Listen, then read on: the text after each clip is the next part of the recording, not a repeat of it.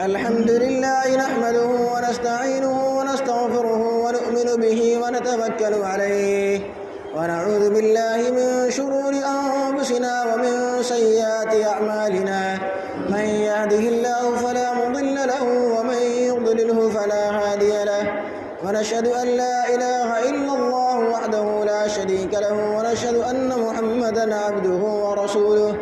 وقال الله تبارك وتعالى في القرآن الكريم: أعوذ بالله من الشيطان الرجيم، بسم الله الرحمن الرحيم. إلا تنصروه فقد نصره الله إذ أخرجه الذين كفروا ثاني اثنين إذ هما في الغار إذ يقول لصاحبه لا تحزن إن الله معنا فأنزل الله سكينته عليه وأيده بجنود لم تروها وجعل كلمة الذين كفروا السفلى وكلمة الله هي العليا والله عزيز حكيم.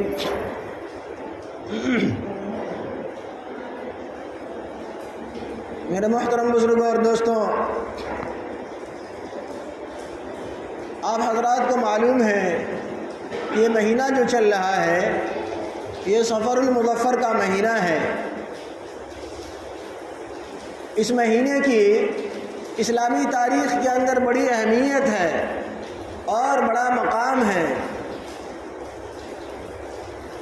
یہی وہ مقدس اور بابرکت مہینہ ہے کہ جس مہینے میں جب مکہ کے مشرکین اور مشرکین مکہ نے مسلمانوں پر زندگی تنگ کر دیا، ان کو مکہ میں ان کے لیے زندگی کو رہنا دشوار بنا دیا، پریشان کن بنا دیا، تو ایسی مجبوری کے عالم میں، ایسی بے کسی اور بے چارگی کے عالم میں ان لوگوں نے وہاں مکہ چھوڑ کر کے مدینے کا ہجرت کیا، مدینے کی طرف رخ کیا، مدینہ کوچ کیا۔ اسی صفر المظفر کے مہینے میں اور یہ آخری عاشرے میں آج صفر کی 21 تاریخ ہے۔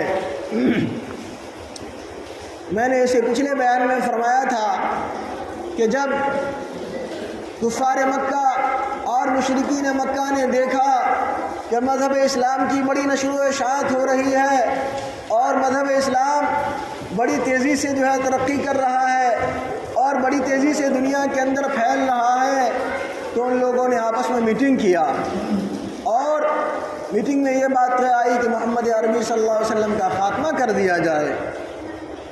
بالآخر ان کا یہ ناپاک منصوبہ ناکام ہوا اور اس کے بعد محمد عربی صلی اللہ علیہ وسلم اپنے بستر پر حضرت علی کو لٹا کر کے مکہ سے رخصت ہو رہے ہیں۔ معزز سامعین کرام، آپ ذرا تصور کیجئے، یہی وہ مکہ جہاں محمد عربی صلی اللہ علیہ وسلم نے اپنا بچپن گزارا ہے، یہی وہ مکہ جہاں محمد عربی صلی اللہ علیہ وسلم نے اپنی جوانی گزاری ہے۔ ذرا تصور کیجئے، یہی وہ مکہ جہاں محمد عربی صلی اللہ علیہ وسلم اپنا بڑھاپا گزار رہے ہیں، یہی وہ مکہ جن کی گلیوں میں محمد عربی صلی اللہ علیہ وسلم کھیلا کرتے تھے، یہی وہ مکہ جس کی چراگاہ میں محمد عربی صلی اللہ علیہ وسلم اپنی بکریاں چرایا کرتے تھے، یہی وہ مکہ جہاں سے مکہ کے لوگوں نے محمد صلی اللہ علیہ وسلم کو صادق اور امین کا لقب دیا، صادق اور امین کا خطاب دیا۔ صادق یعنی سچا اور امین یعنی امانت دار۔ یہی وہ مکہ کہ جس کے اندر، جس کی گلیوں میں محمد رسول اللہ صلی اللہ علیہ وسلم گھوم گھوم کر کے پھر کر کے لوگوں کو خدا وحدہ لا شریک کی دعوت دے رہے ہیں۔ یہی وہ مکہ، ایسا مکہ کہ جس کی گلیوں میں نبی گھوما کرتے تھے، جس کی سرزمین میں جس کے گرد سے کھیلا کرتے تھے، آج یہی مکہ محمد عربی صلی اللہ علیہ وسلم کے خون کا پیاسا بن گیا ہے۔ آپ ذرا تصور کیجئے کہ رحمت دو عالم صلی اللہ علیہ وسلم کو کیسی اذیت ہوئی ہوگی، کیسی تکلیف ہوئی ہوگی، کس قدر درد سے گزر گئے ہوں گے رحمت دو عالم صلی اللہ علیہ وسلم۔ چنانچہ رحمت دو عالم صلی اللہ علیہ وسلم مکہ کے اندر جب وہاں سے رخصت ہوتے ہیں تو ایک اونچے مقام پر کھڑے ہو جاتے ہیں اور حسرت بھری نگاہوں سے مکہ کو دیکھتے ہیں اور کہتے ہیں کہ اے مکہ، میں تمہیں کبھی بھی خیر بات نہ کہتا، اے مکہ میں تمہیں کبھی بھی نہ چھوڑتا، لیکن میں کیا کروں، تمہارے اندر رہنے والے، تمہاری زمین پر بسنے والے ظالم اور سرکش اور نافرمان زمین پر رہنے دینا نہیں چاہتے ہیں، ہمیں اس روئے زمین سے نکال رہے ہیں۔ اس کے بعد محمد عربی صلی اللہ علیہ وسلم وہاں سے رخصت فرما کر کے حضرت ابوبکر صدیق رضی اللہ تعالیٰ عنہ کے گھر تشریف لے جاتے ہیں۔ حضرت ابوبکر صدیق رضی اللہ تعالیٰ عنہ کی وہ چھوٹی بیٹی حضرت اسماء، انہوں نے کھانے کا برتن اور پانی کا مشکیزہ کو باندھنے کے لیے کوئی کپڑا نہیں تھا، تو اپنا دوپٹے کو پھاڑ کر کے پانی کے برتن کو اور کھانے کے برتن کے منہ کو باندھ دیا۔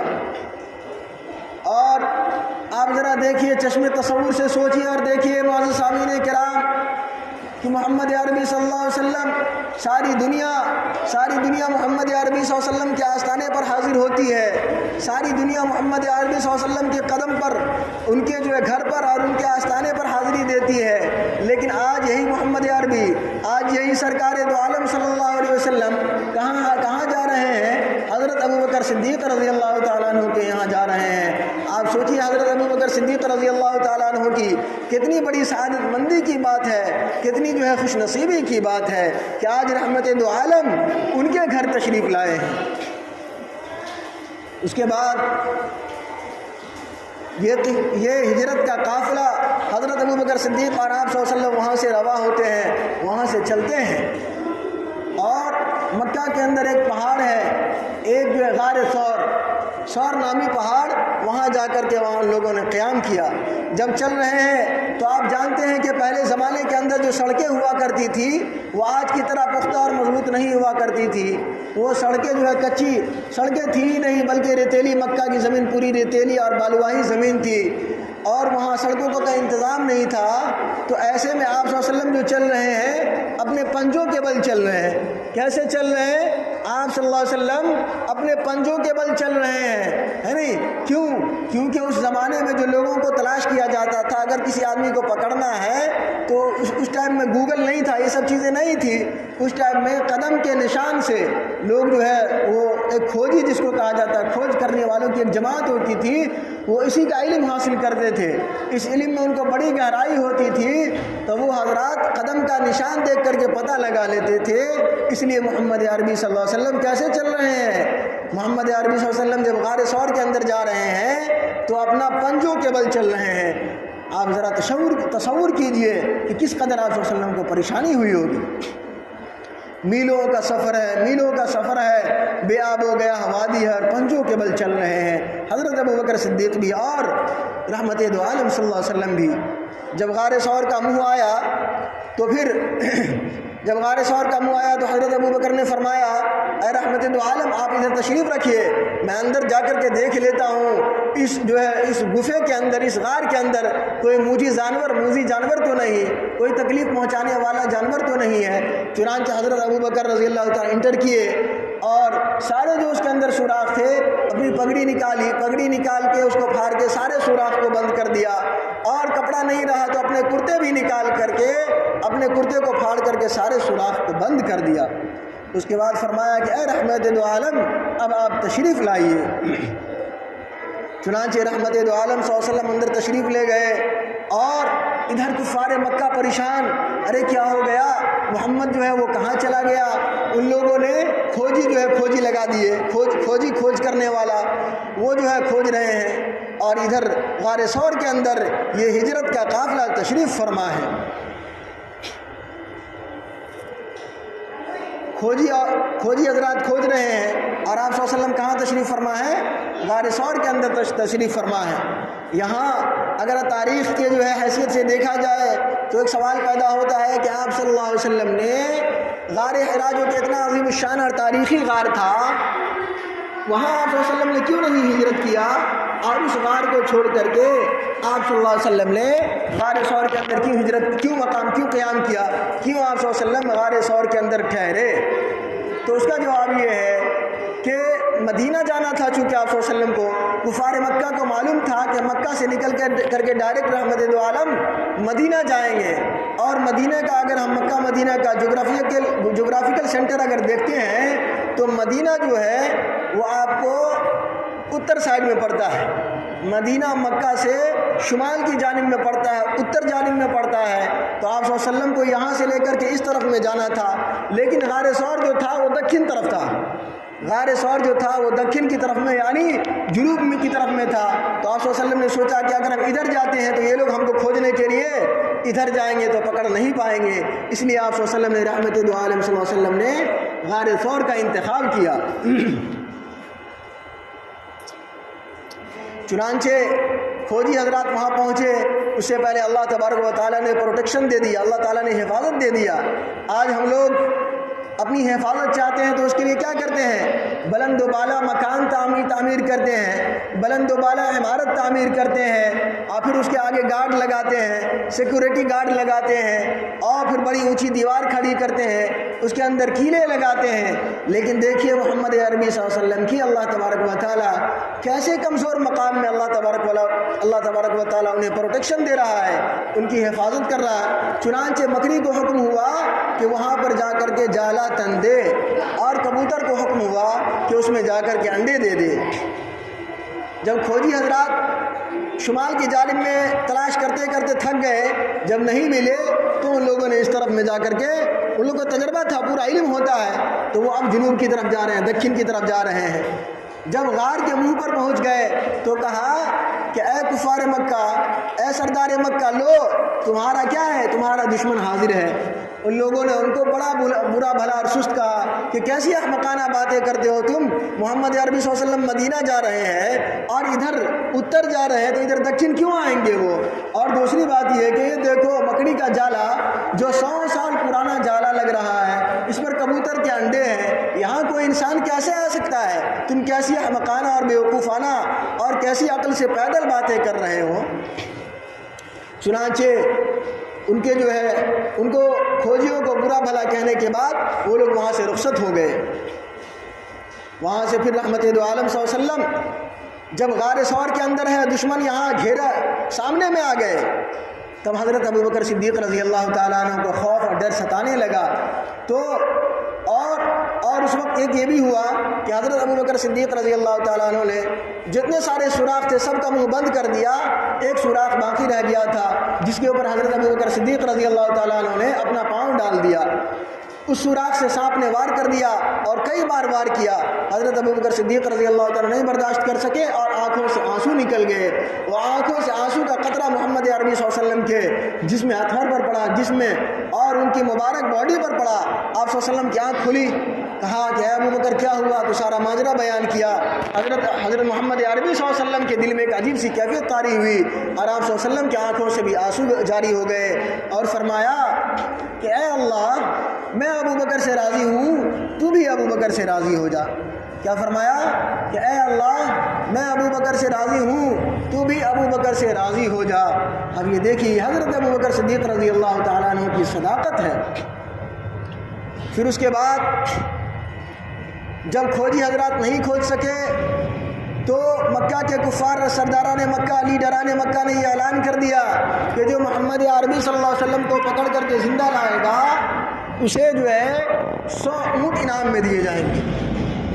کتنے اونٹ انعام میں دیے جائیں گے؟ 100 اونٹ۔ آپ ذرا تصور کیجئے اس زمانے میں 100 اونٹ، آج کے زمانے کا تو 100 BMW کار ہو جائے گا، 100 فارچونر ہو جائے گا، کتنا قیمتی ہے۔ اب اس لالچ میں لوگوں کے اندر لالچ پیدا ہوئی کہ ارے اعلان ہوا ہے کہ 100 اونٹ ملے گا۔ چنانچہ بہت سارے گھڑ سواروں نے محمد عربی صلی اللہ علیہ وسلم کا پیچھا کیا۔ چنانچہ انہی پیچھا کرنے والوں میں ایک سراقہ ابن مالک کا نام آتا ہے۔ کن کا نام آتا ہے میرے بھائیوں؟ سراقہ ابن مالک کا۔ وہ پیچھا کر رہے ہیں۔ سراقہ ابن مالک فرماتے ہیں کہ میں محمد عربی صلی اللہ علیہ وسلم کا پیچھا کر رہا ہوں، بڑی تیزی سے میں پیچھا کر رہا تھا، بڑی تیز رفتاری کے ساتھ، اور قریب تھا کہ محمد عربی صلی اللہ علیہ وسلم کے قریب تھا، یعنی بالکل قریب ہو گیا تھا کہ اچانک میرے گھوڑے کا پاؤں ٹکرایا اور میں زمین پر گر گیا۔ پھر میں اپنے اٹھا اور اپنے ترکش سے تیر نکالا، وار کیا، لیکن میں ناکام ہو گیا۔ پھر میں نے اپنے گھوڑے کی مہمیز کسی، گھوڑے کو دوڑایا، بڑی تیزی سے دوڑایا، دیکھا کہ اب محمد عربی صلی اللہ علیہ وسلم کو پانے والا ہوں کہ پھر میرے گھوڑے کا پاؤں اچانک سے زمین میں دھس گیا اور میں گر گیا۔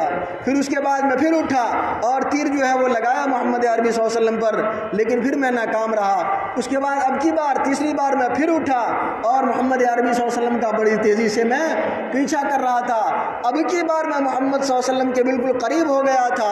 حضرت ابو بکر صدیق رضی اللہ تعالیٰ عنہ کیا کر رہے ہیں؟ بار بار پیچھے مڑ مڑ کر کے دیکھ رہے ہیں کہ کہیں رحمت دو عالم صلی اللہ علیہ وسلم کو کوئی تکلیف نہ پہنچ جائے، کہیں رحمت دو عالم صلی اللہ علیہ وسلم کو کوئی اذیت نہ پہنچ جائے۔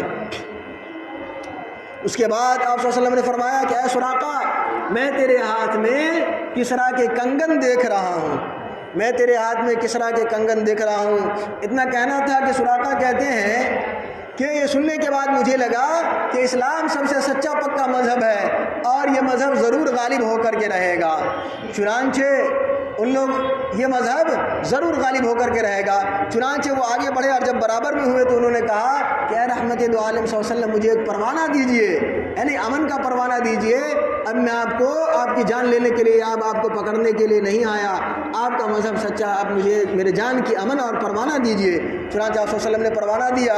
حضرت عمر رضی اللہ تعالیٰ عنہ کا دور خلافت ہے۔ کن کا دور خلافت؟ آپ صلی اللہ علیہ وسلم اس دنیا سے رخصت فرما چکے ہیں، حضرت ابو بکر رخصت فرما چکے ہیں، حضرت عمر رضی اللہ تعالیٰ عنہ کا دور خلافت ہے اور ایران فتح ہو رہا ہے۔ ایران کیا ہو رہا ہے؟ حضرت عمر رضی اللہ تعالیٰ عنہ کا دور خلافت ہے اور ایران فتح ہو رہا ہے اور مسجد نبوی میں سارا بیت المال جمع ہو رہا ہے۔ چنانچہ اس میں کسرا کا کنگن ملا۔ کن کو؟ حضرت عمر رضی اللہ تعالیٰ عنہ کو۔ حضرت عمر رضی اللہ تعالیٰ عنہ نے اعلان کیا کہ اس میں سراقہ ابن مالک ہے اس مجلس میں۔ چنانچہ سراقہ ابن مالک کھڑے ہوئے اور کہا، اپنا ہاتھ بلند کیا تو حضرت عمر نے فرمایا اے سراقہ آگے تشریف لائیے، اے سراقہ آگے تشریف لائیے۔ جب وہ آگے تشریف لائے تو محمد عربی صلی اللہ علیہ وسلم نے سراقہ کو کنگن دیا اور کہا کہ اے سراقہ آج تم اس کنگن کو پہن لو، اگرچہ سونا مردوں کے لیے حرام ہے، لیکن اے سراقہ آج اس کنگن کو پہن کر دنیا والوں کو دکھا دو، دنیا والوں کو ثابت کر دو کہ میرے نبی کا کلام جھوٹا نہیں ہو سکتا، محمد عربی صلی اللہ علیہ وسلم کی بات جھوٹی نہیں ہو سکتی، محمد عربی صلی اللہ علیہ وسلم کی گفتگو جھوٹی نہیں ہو سکتی، قرآن کریم جھوٹا نہیں ہو سکتا۔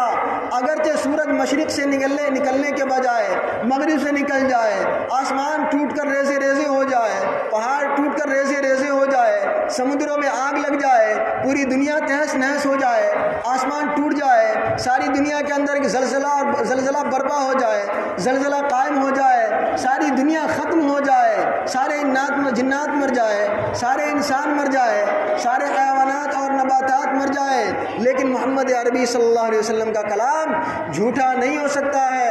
اے سراقہ آج تم سونا پہن کر اور کسرا کے کنگن پہن کر یہ ثابت کر دو کہ محمد عربی صلی اللہ علیہ وسلم کا کلام جھوٹا نہیں ہو سکتا ہے۔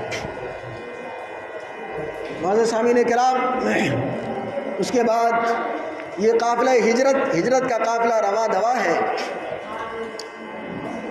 اس تاریخی سفر میں حضرت ابو بکر صدیق رضی اللہ تعالیٰ عنہ نے 2 اونٹ پال رکھے تھے کہ ہجرت کے مشقت اور صبر آزما سفر میں سفر کرنے کی ضرورت پڑے گی تو اونٹ سے سفر کریں گے۔ چنانچہ 2 اونٹ رکھے تھے، ایک اونٹ خود کے لیے، ایک اونٹ رحمت دو عالم صلی اللہ علیہ وسلم کے لیے۔ جب سفر میں جا رہے ہیں تو حضرت ابو بکر نے فرمایا کہ اے رحمت دو عالم صلی اللہ علیہ وسلم، ایک حقیر ہدیہ، یہ ایک چھوٹا سا ہدیہ، میرے ماں باپ آپ پر قربان جائیں، یہ ایک حقیر ہدیہ، یہ ایک چھوٹا سا ہدیہ، اس کو آپ قبول فرما لیجئے۔ آپ سوچیں گے تو آپ حیرانی ہوگی، محمد عربی صلی اللہ علیہ وسلم نے حضرت ابو بکر کا ہدیہ قبول نہیں کیا اور کہا کہ اگر میں اس کو لوں گا تو میں قیمت اور پیسے دے کر کے لوں گا۔ آپ سوچئے محترم بزرگ اور دوستو، کیا حضرت ابو بکر صدیق رضی اللہ تعالیٰ عنہ نے رحمت دو عالم صلی اللہ علیہ وسلم کو اتنا مال نہ دیا ہوگا؟ کیا رحمت عالم صلی اللہ علیہ وسلم نے ابو بکر صدیق کا اتنا مال پوری زندگی میں قبول نہیں کیا ہوگا؟ نہیں میرے بھائیو، ہرگز نہیں، بلکہ کہیں اس سے بڑھ چڑھ کر کے ابو بکر نے خرچ کیا تھا، رحمت عالم صلی اللہ علیہ وسلم نے قبول کیا تھا، یعنی اس سے بڑھ کے چڑھ کر کے۔ یہی وجہ ہے کہ ایک جنگ کا موقع ہے، ایک جنگ کا موقع ہے، اور آپ صلی اللہ علیہ وسلم نے صحابہ کرام سے فرما رہے ہیں کہ اپنے اپنے گھروں سے جنگ کرنا ہے سامان لے کر کے آؤ۔ آپ دیکھیے عمر بھی سامان لا رہے ہیں، ابو بکر بھی سامان لا رہے ہیں۔ رحمت دو عالم صلی اللہ علیہ وسلم کی حکمت کو دیکھیے۔ پوچھا سوال کہ اے ابو بکر، اے عمر، پہلے عمر سے، اے عمر کتنا سامان لایا؟ عمر سوچ رہے ہیں کہ آج ابو بکر سے کیا کریں گے؟ بازی لے جائیں گے، آج ابو بکر سے جیت جائیں گے، آج صدقہ کرنے میں ابو بکر سے جیت جائیں گے۔ چنانچہ عمر فرما رہے ہیں کہ نبی نے کیا سوال فرمایا؟ گھر پہ کتنا چھوڑا؟ تو حضرت عمر کیا فرما رہے ہیں؟ میں نے آدھا مال چھوڑا اور آدھا لے کر کے آیا۔ لیکن یہی سوال ابو بکر سے ہوا تو ابو بکر کیا فرماتے ہیں؟ میرے ماں باپ آپ پر قربان، فدا کا ابی و امی، میرے ماں باپ آپ پر قربان ہے رحمت دو عالم، میں نے اپنے گھر پر اللہ اور اس کے رسول کو چھوڑا ہے، باقی سب سامان یہاں لے آئے۔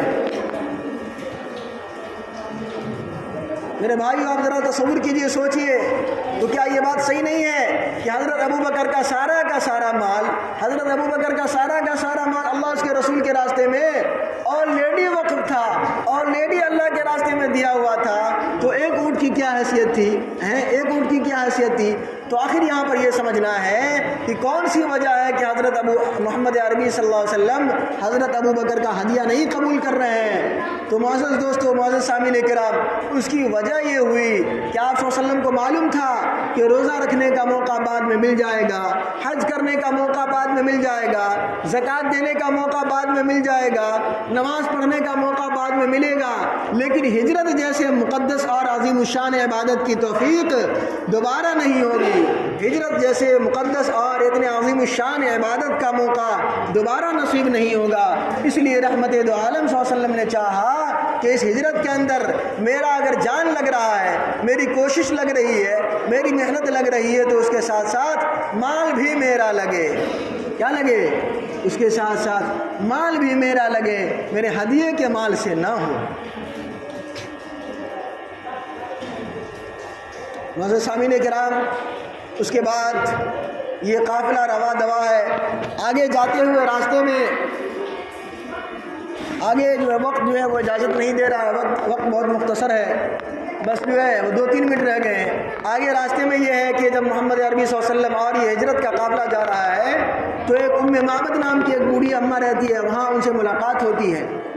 الغرض میرے بھائیو، میں لاسٹ میں ایک بات ذکر کرنا چاہتا ہوں کہ آپ دیکھیے اللہ تبارک و تعالیٰ نے دنیا کو اسباب کے ساتھ جوڑا ہے۔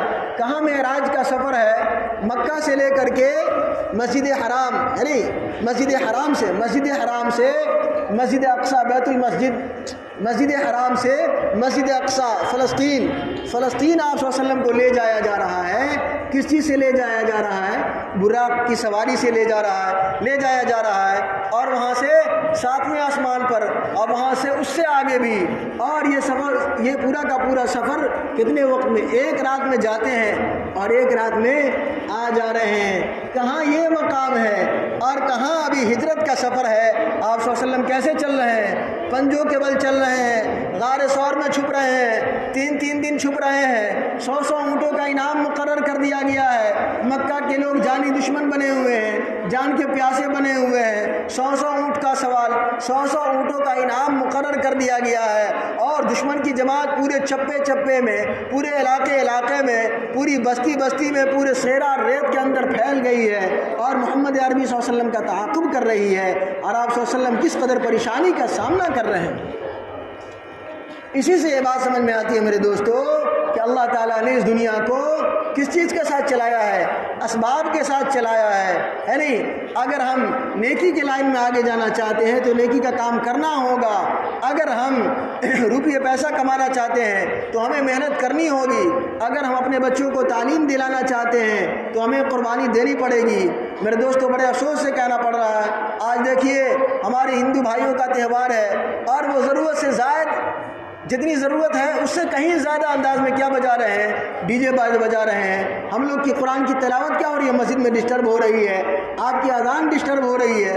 میرے کہنے کا یہ ہرگز مطلب نہیں ہے کہ وہ اپنا جشن نہیں منائے، لیکن کہنے کا یہ ہے کہ کیوں اس کے بربادی اس کارن اور اس کی وجہ کون بنا؟ ہم بنتے ہیں کہ ہم محرم میں بہت الہڑ طریقے سے یعنی عجیب و غریب طریقے سے محرم مناتے ہیں جو کہ اسلامی طریقے کے بھی خلاف ہے۔ اور افسوس بالائے افسوس ہمارے نوجوان ابھی یہ جو ہو رہا ہے اسٹیشن پر، اس میں کیا لڑکیاں ناچ کر رہی ہے، اس میں جو ہے عریانیت ہے، فحاشی ہے۔ ہمارے نوجوان کیا کر رہے ہیں؟ وہاں ان کے تہوار میں جا رہے ہیں اور گناہ کما رہے ہیں۔ بتائیے اپنی آخرت تباہ کر رہے ہیں۔ بتائیے کتنے افسوس کا مقام ہے میرے بھائیوں، کتنے افسوس کی بات ہے۔ اور ہم ہیں جو اپنے اولاد کی کوئی فکر نہیں کر رہے ہیں میرے بھائیوں، بہت افسوس کا مقام ہے۔ یاد رکھیے کل بروز قیامت یہ اولاد آپ سے سوال کرے گی کہ ہمارے ماں باپ نے ہم کو نہیں بتایا، ہمارے ماں باپ نے ہم کو نہیں سمجھایا۔ اس لیے میں امید کرتا ہوں کہ ہم تمام حضرات اپنے نوجوان ساتھیوں کو کیا کریں گے؟ ان پر محنت کریں گے، ان کو سمجھائیں گے، دین کی بات ان کو بتائیں گے۔ اور خاص طور پر یہ چیز کیسے صحیح ہوگی؟ اپنی اولاد کو میرے بھائیوں پڑھائیے، اپنی اولاد کو نیک بنائیے، دنیا کا علم تو دیجیے ہی صحیح، ڈاکٹر، انجینئر اور جو بھی کچھ بنانا ہو ان کو بنائیے، پروفیسر جو بنانا ہو، لیکن ساتھ ساتھ اللہ اور اس کے رسول کا بھی علم دے دیجیے، زندگی گزارنے کا سلیقہ اور طریقہ بھی بتائیے۔ تب جا کر کے میرے بھائیوں ہم لوگوں کو دنیا اور آخرت دونوں جگہ کامیابی ہوگی۔ تب جا کر کے ہم لوگ محمد الرسول اللہ صلی اللہ علیہ وسلم کے طریقے پر چلنے والے بنیں گے۔ تب جا کر کے ہم لوگ حضرت ابو بکر صدیق رضی اللہ تعالیٰ عنہ کے طریقے پر چلنے والے بنیں گے۔ تب جا کر کے ہم کو کیا ہوگا؟ جنت میں داخلہ نصیب ہوگا۔ تب جا کر کے ہمارا رب ہم لوگوں سے راضی ہوگا۔ ہجرت کا بیان اگر موقع ہوا انشاءاللہ تو پھر آئندہ ہفتہ بیان ہوگا۔ دعا ہے کہ اللہ تبارک و تعالی ہم لوگوں کو اور ہماری نوجوان نسلوں کی تمام قسم کے خرافات اور بدعات اور برائیوں سے بچنے کی توفیق عطا فرمائے۔ آخر دعوانا الحمدللہ رب العالمین۔